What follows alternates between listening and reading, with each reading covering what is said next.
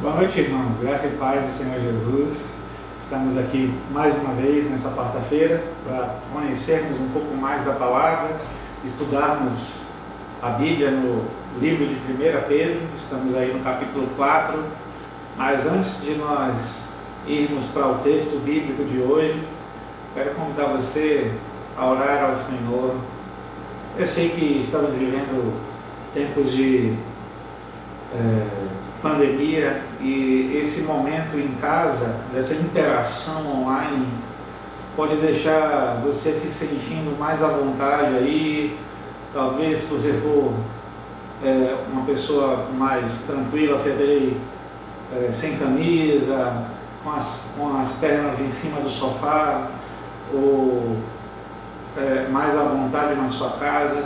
Mas eu gostaria de convidar você nesse momento, apesar dessa informalidade que a transmissão online, que acompanhar pela internet nos permite, essa informalidade, mas eu quero desafiar você a estar na presença do Senhor e a se portar como tal, dessa forma, na presença de Deus.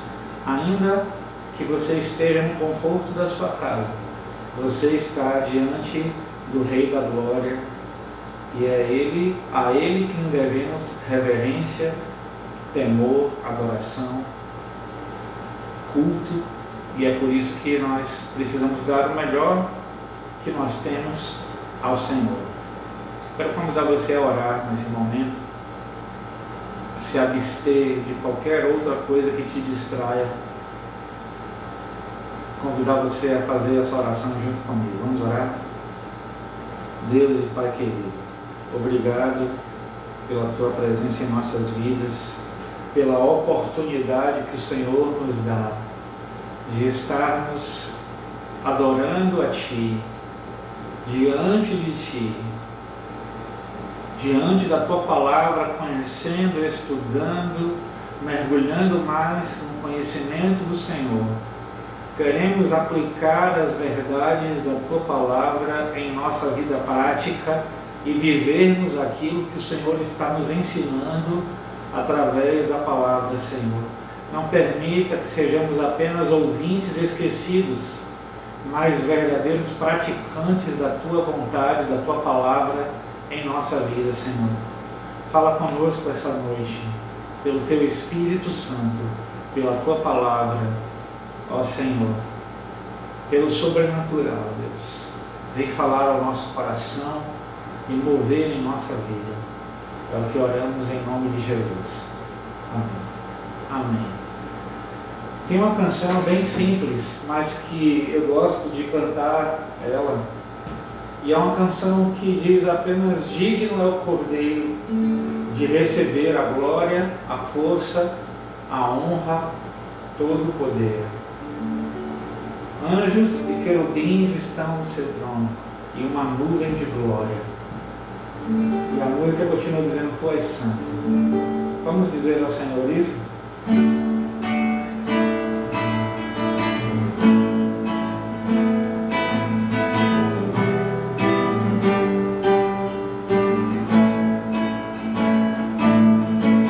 Digno é o Cordeiro de receber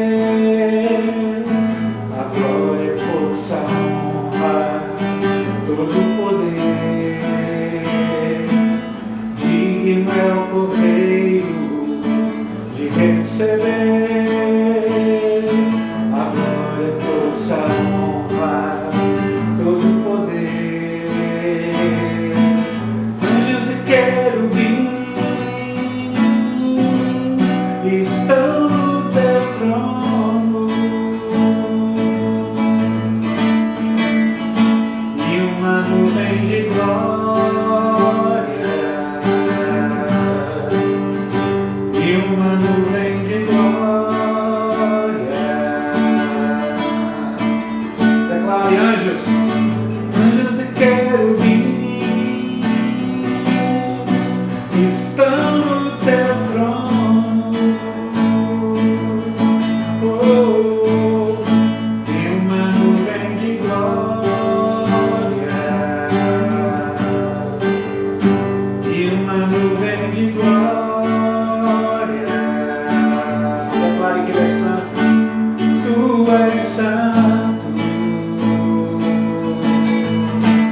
coração, diga: Tu és santo.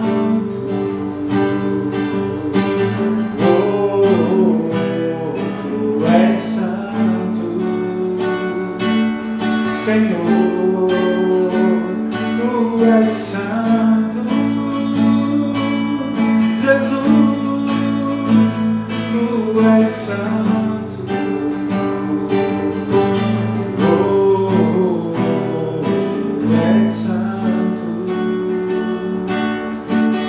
Diga: Jesus, Tu és santo, só Tu és santo, Tu és santo.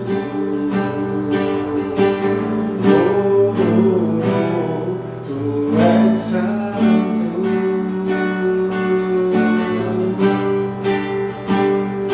Tu és santo, e não há outro além de Ti. Tu és santo, declaramos junto com os anjos. Tu és santo, te declaramos. Tu és santo,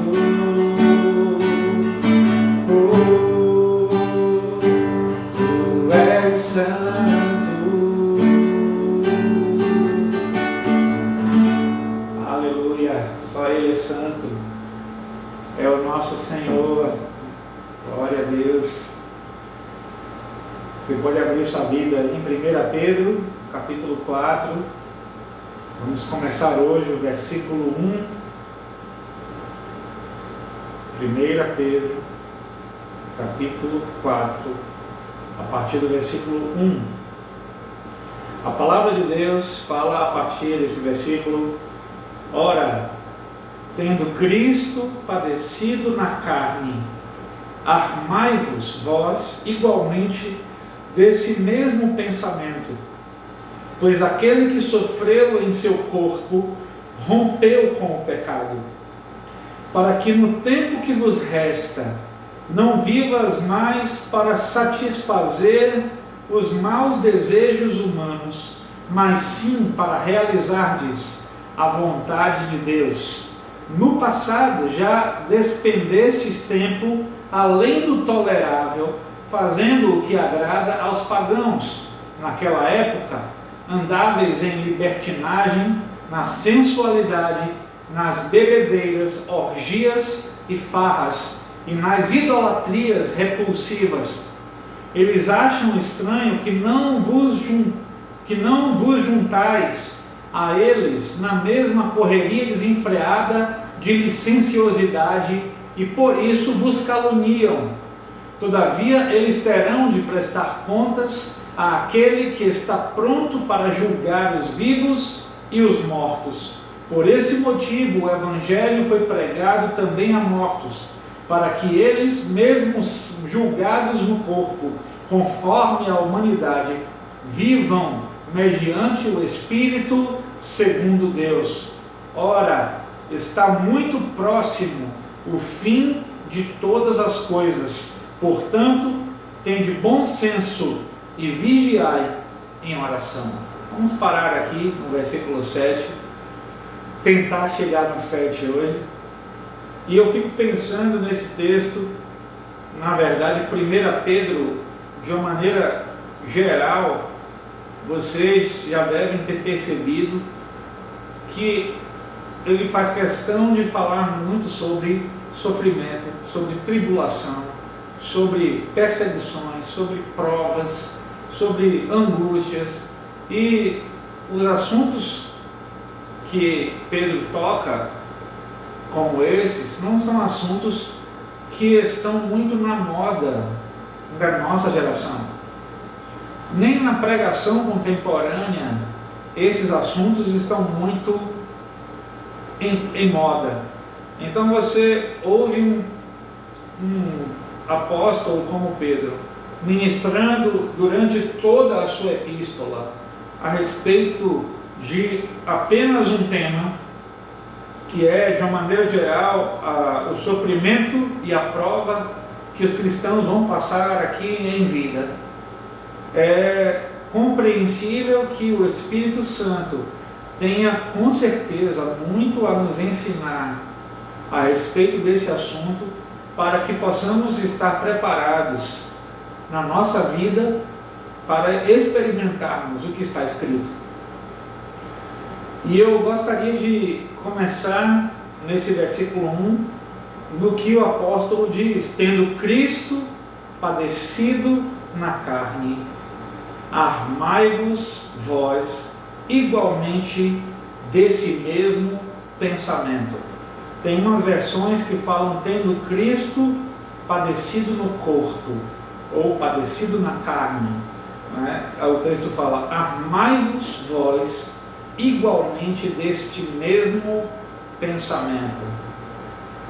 É interessante a maneira como ele usa as palavras para indicar o controle, o comando, a submissão da mente ao controle do Espírito de Deus, ou daquele que é cheio do Espírito de Deus. Já não é a primeira vez que ele fala, já lemos isso no capítulo 1, domingo, aqui na ministração de domingo à noite, quando ele fala que nós devemos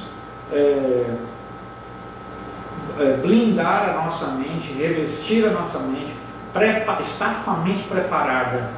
E aqui o texto fala que devemos nos armar desse pensamento. Armar é você estar protegido, guardado, armado, não é? Contra qualquer ataque. Por que ele fala armai-vos desse pensamento? Primeiro, porque um dos maiores campos de batalha que nós temos, toda a batalha espiritual que nós travamos, começa na nossa mente. Se você não lembrar de muita coisa nesse estudo, lembre-se disso. Isso é um princípio, é uma chave na nossa vida espiritual. Toda batalha espiritual que nós travamos aqui na terra começa na nossa mente.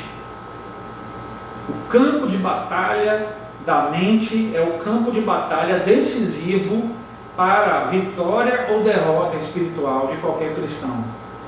Então esse campo de batalha precisa estar bem estruturado, revestido, blindado, para que não vire alvo fácil das setas, dos dardos inflamados do diabo, dos ataques espirituais do inimigo. E por isso que a Bíblia fala em Efésios 6 sobre o capacete da salvação, que você deve blindar a sua mente com a salvação de Jesus, porque a mente é um lugar que certamente será atacado por Satanás na sua vida, na minha vida, na vida de qualquer cristão. A mente é um ponto decisivo para a vitória espiritual ou para a derrota espiritual. Se o nosso inimigo ganha a nossa mente, ele ganha a batalha. Se o Senhor, o Espírito de Deus, ganha a nossa mente, ele ganha a batalha na nossa vida. E o apóstolo Pedro assim fala que devemos primeiro estar armados de um pensamento. Em qual pensamento nós devemos nos armar? Como se fosse uma arma de guerra, que Cristo padeceu na carne, e por isso eu, como discípulo de Jesus, devo me preparar para padecer na carne, devo me preparar para sofrer na carne. Ele fala: armai-vos vós igualmente desse mesmo pensamento. Não é interessante isso? Havendo Cristo padecido na carne, armai-vos vós igualmente desse mesmo pensamento. Então, quando você está preparado para enfrentar junto com o Senhor as provas, os sofrimentos, as lutas, as adversidades, as tribulações, então aquilo não vai te pegar desprevenido, não vai abalar as suas estruturas. O sofrimento vai vir de qualquer jeito, você estando preparado ou não estando. Então é necessário e é importante que nós estejamos preparados, porque ele vai vir, é inevitável. Se você é um cristão, o sofrimento está em rota de colisão com a sua vida. É o que a Bíblia nos garante. Mas ela nos garante também a presença de Jesus conosco. E o texto aqui fala, devemos nos armar desse mesmo pensamento. Qual pensamento? De que Cristo padeceu em carne, porque aquele que sofreu em seu corpo rompeu com o pecado, do mesmo jeito que Jesus sofreu em seu corpo para quebrar o vínculo da humanidade com o pecado. O texto está sugerindo que aquele que está disposto a sofrer em sua vida, a passar por tribulações, por provas, por lutas, por adversidades, por amor ao Evangelho, por amar ao Senhor, esse também está indo pelo mesmo caminho de rompimento com o pecado. Você está rompendo com o compromisso de satisfazer a sua alma com luxúria, com libertinagem, com coisas que deixam sua alma confortável, com aquilo que satisfaz a sua carne, a sua alma. Então o texto está falando, aquele que se arma desse pensamento, que está disposto a sofrer em seu corpo, em sua carne, essa pessoa rompeu com o pecado. Se eu chego a me comprometer em estar conectado com o Senhor e preparado para o sofrimento, eu estou dizendo que eu estou rompendo com um ciclo de pecado em minha alma, em minha vida. Não há mais espaço para isso, porque eu estou focando a batalha que está em minha frente. É interessante isso. E o texto continua dizendo, para que no tempo que vos resta, tanto é isso que o texto continua dizendo isso, não vivas mais para satisfazer os maus desejos humanos, mas sim para realizardes a vontade de Deus. Olha que interessante. Por que nós devemos nos armar do pensamento? Para rompermos com o pecado. E para que devemos romper com o pecado e estarmos preparados para o sofrimento, as batalhas e as lutas? Para que no tempo que nos resta, não vivamos mais para satisfazer os maus desejos humanos, que são inerentes à nossa humanidade, mas sim para realizarmos a vontade de Deus. Ou seja, devemos romper com o pecado e nos preparar para o sofrimento, para escolhermos não satisfazer os desejos da nossa carne. A coisa mais comum, mais fácil de nós fazermos é satisfazermos os desejos da nossa carne. Não satisfazer os desejos da nossa carne é como se estivéssemos nadando contra a correnteza, nadando contra a maré. Então, para satisfazer os desejos da nossa carne, não precisamos fazer muita coisa, basta deixarmos a correnteza levar a gente, que a gente vai acabar satisfazendo os desejos da nossa carne, com a preguiça, com a luxúria, com a ostentação, com a vaidade, com a glutonaria, com a sensualidade, com a pornografia, com a animosidade, ser encrenqueiro com as pessoas. Isso é natural, é a tendência natural da nossa carne, é se inclinar para essas coisas.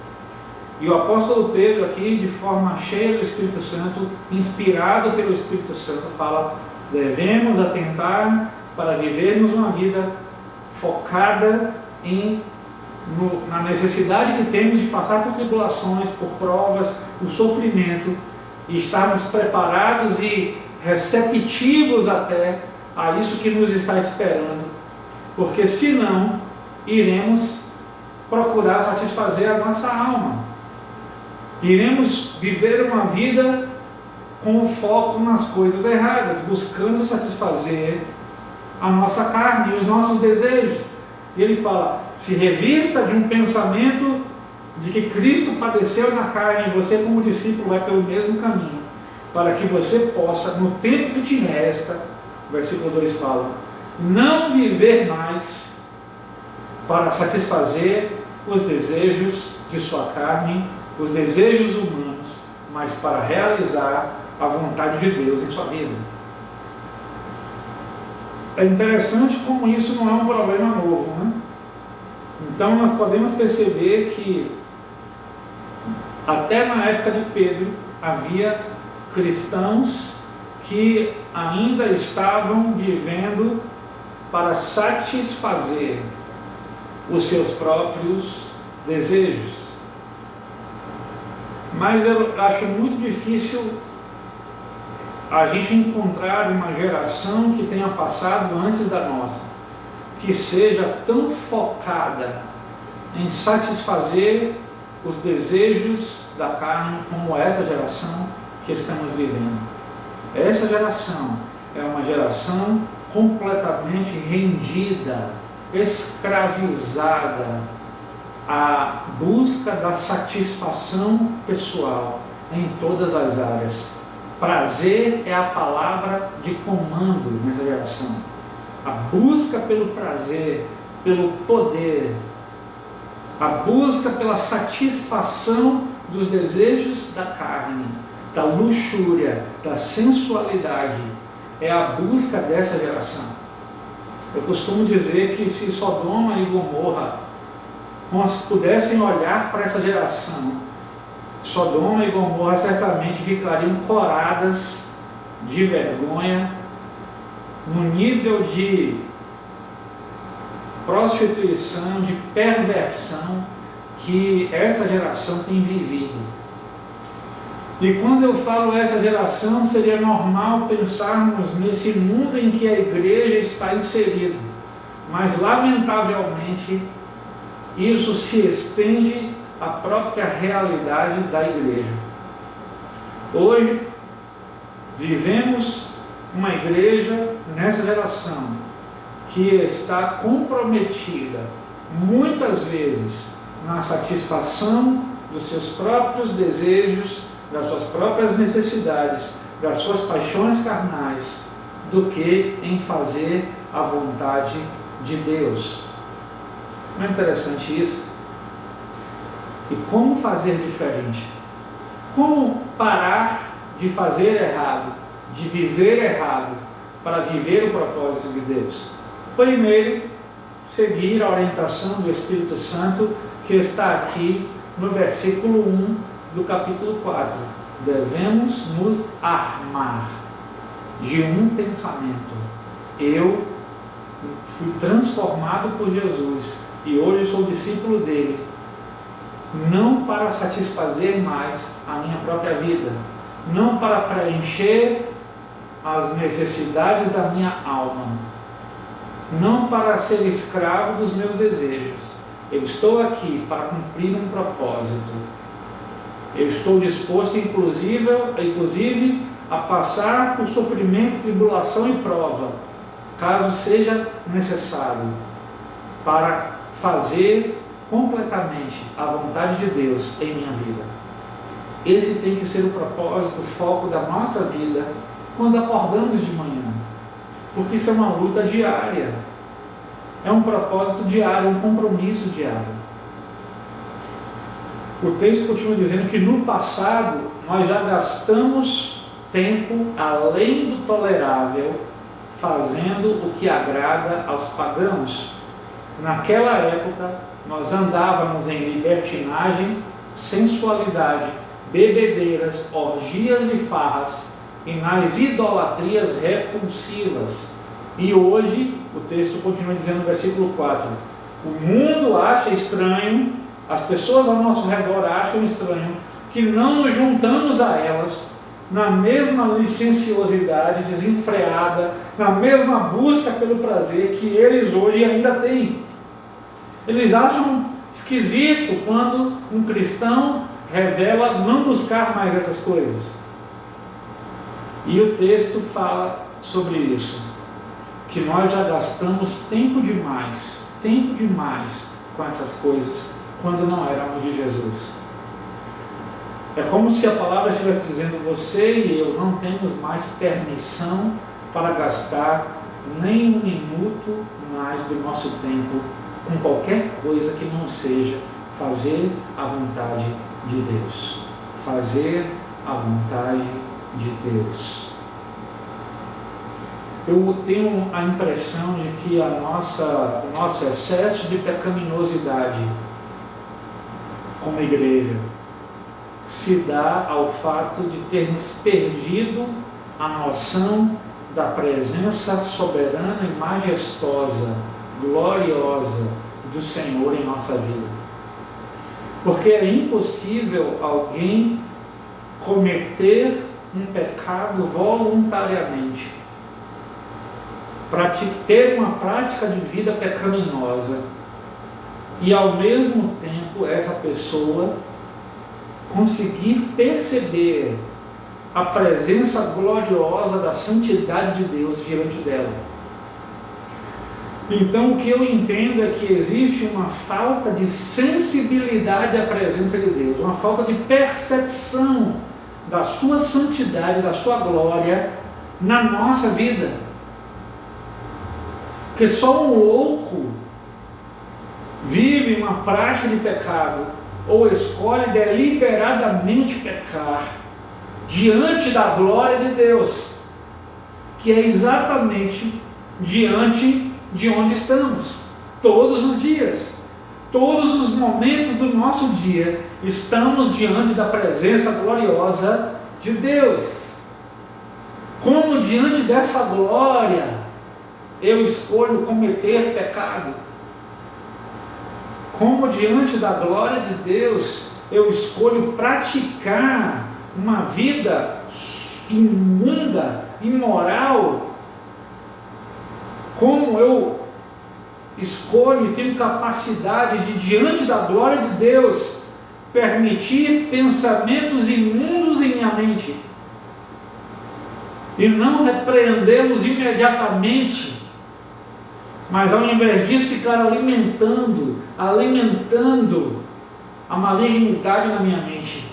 Isso é impossível de se compreender, a não ser que a gente entenda que uma pessoa assim perdeu a noção de quem é Deus em sua vida, perdeu a noção de quem é Deus, o Deus Todo-Poderoso, o Deus de toda glória, o Deus e Senhor do universo, o juiz dos vivos e dos mortos. Perdemos a noção da santidade de Deus e por isso muitas vezes nos entregamos a nos deliciar com o pecado e não com a presença de Deus. É interessante isso.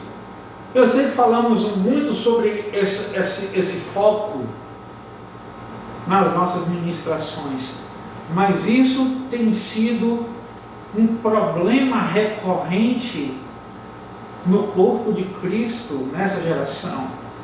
E o Senhor tem, dia após dia, vez após vez, nos dado chances, como igreja dele, de nos arrependermos e nos posicionarmos como igreja nessa geração.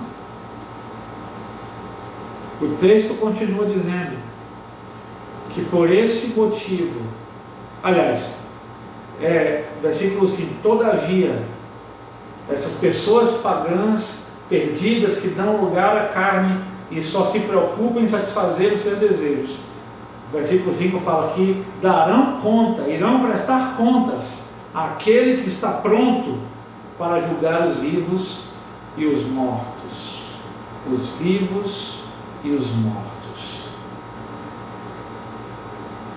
Isso é uma coisa que é importante nos lembrar. Jesus veio como Salvador, veio como Cordeiro de Deus. Ele mesmo falou: eu não vim para julgar o mundo, eu vim para salvar o mundo. Mas a segunda vinda de Jesus, ele virá como juiz, ele virá para julgar o mundo. Ele já está na posição de juiz.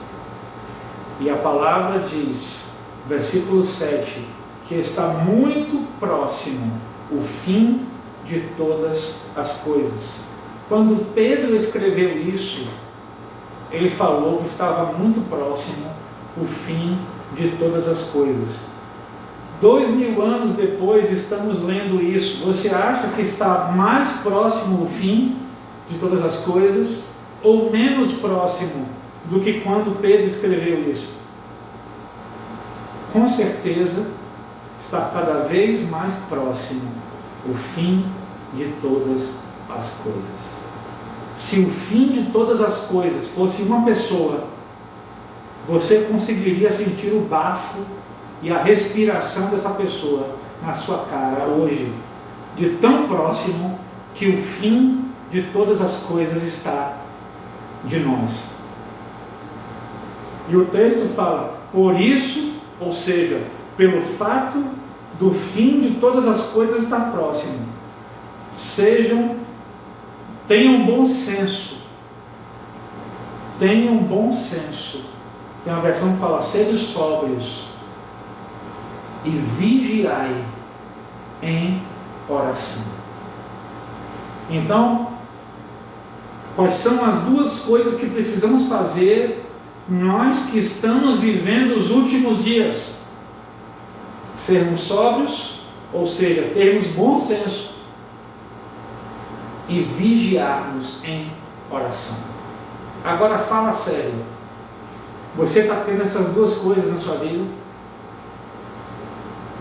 Como igreja de Jesus, como discípulo de Jesus, como povo de Deus que você é, você está sendo sóbrio, tendo bom senso nas suas escolhas, nas suas palavras, nos seus pensamentos, nas suas prioridades, na sua agenda, nas suas 24 horas por dia que você tem? Você está tendo bom senso? Está sendo sóbrio? Segundo, você está vigiando em oração? Você está guardando a sua vida em oração? Ou a oração ainda é um produto raro na sua vida? Se você continuar aquela vida de orar antes das refeições, na hora que acorda e na hora que vai deitar brevemente, e acha que isso é vida de oração, você está oficialmente escolhendo não dar ouvidos ao Espírito Santo. E a Bíblia fala, se hoje ouvis a sua voz, não endureçais o vosso coração. Se existe uma coisa que o Senhor tem falado muito com a gente, é sobre focarmos o nosso tempo numa vida de oração, vigiarmos em oração, priorizarmos a oração em nossa vida, dedicarmos tempo à oração. Isso é muito importante, irmãos, não é opcional. Ah, mas eu não sou do ministério de intercessão, eu não tenho chamado para a oração, eu não tenho chamado para... Claro que você tem. Se existe uma coisa em que o chamado é para todos os filhos de Deus, é a oração. Não existe ninguém que esteja imune à oração, que não precise dela na sua vida com Deus. E se você não investir tempo em oração, você vai começar a ter os sintomas de enfraquecimento espiritual. Você pode ler a palavra 200 vezes, você pode ser um mestre na palavra. Se você não se dedica à oração, você terá uma palavra morta, uma letra morta dentro de você. A oração é quem faz com que a palavra incendeie na nossa vida. Oração e palavra têm que andar juntos. Vida com Deus não é só oração também, é oração e palavra. Se eu negligencio uma das duas coisas, eu certamente terei grandes problemas na minha vida espiritual. E a terceira coisa desse tripé, a gente já falou sobre isso aqui na igreja, é a comunhão com o corpo de Cristo. Ah, pastor, mas nessa pandemia eu não posso ir para a igreja. Mas eu não estou falando de você vir ao templo. Eu estou falando de você estar em comunhão com o corpo. Seu pequeno grupo multiplicador, seja presencialmente, seja online, seja fazendo uma ligação, seja dando uma palavra, recebendo uma palavra, sendo ministrado, se permitindo ser ministrado pelo seu líder, pelos seus irmãos de pequeno grupo, se permitindo ser canal de Deus na vida deles, permitindo-se abrir seu coração, confessar seus pecados. Se nós não temos comunhão com o corpo de Cristo, se nós não temos oração, comunhão com Deus, uma vida que prioriza a oração, não aquela oração fajuta do meio-dia, nem aquela oração por atacado, Senhor, perdoa a multidão dos meus pecados, em nome de Jesus, amém. Isso não é oração, isso não é vida de oração. A quem você está querendo enganar? O diabo gargalhando enquanto você faz sua oração de 5 segundos. Porque ele sabe que você sem oração fica enfraquecido. Que você sem se alimentar da palavra corretamente vai ser enfraquecido pelas tentações, pelos ataques. Sem oração será enfraquecido. Sem comunhão com o corpo será enfraquecido. Por isso a Bíblia fala, o fim de todas as coisas está muito próximo. Por isso, tenham bom senso. Tenham bom senso. E vigiem em oração. Vigiem em oração. Que assim seja na nossa vida. Que possamos ter bom senso e praticar a vigilância na oração, buscando ao Senhor através de uma vida que priorize a oração, lendo a palavra, se alimentando da palavra, não apenas estudando tecnicamente a palavra, mas se alimentando com fome da presença do Senhor, falando, Deus, fala comigo, se revela a mim através da palavra, e se apoiando no corpo de Cristo, sendo membro de verdade do corpo de Cristo, tendo comunhão com o corpo, tendo comunhão com o seu PGM, tendo comunhão com o seu líder de pequeno grupo, sua líder de pequeno grupo, multiplicador, sendo parte do corpo de Cristo, fazendo sua parte e permitindo que o corpo de Cristo, que são seus irmãos, também abençoe sua vida. Amém, queridos? Então, quero convidar você a orar nesse momento. Eu não sei se existe alguma pergunta. Existe? Comentário, né? Jorge fez um comentário. Eligene falou boa noite, pastor. Boa noite, Eligene. Lilian, shalom.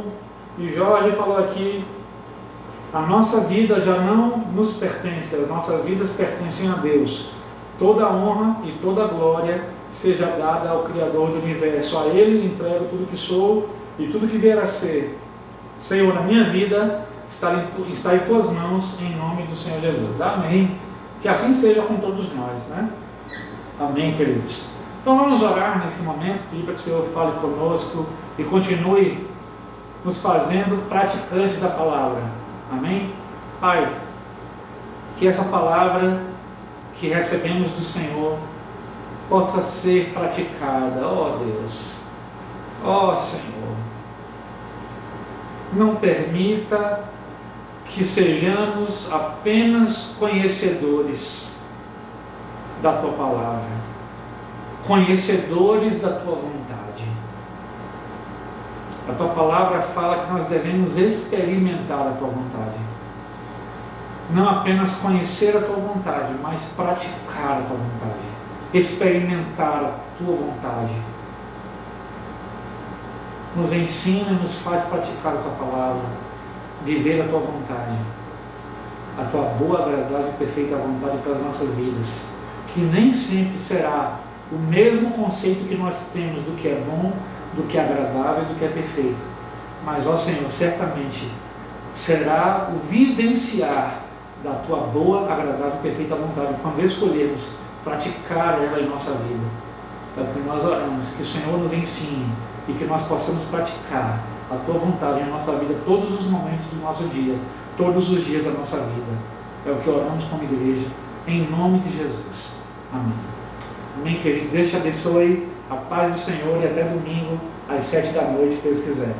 Paz.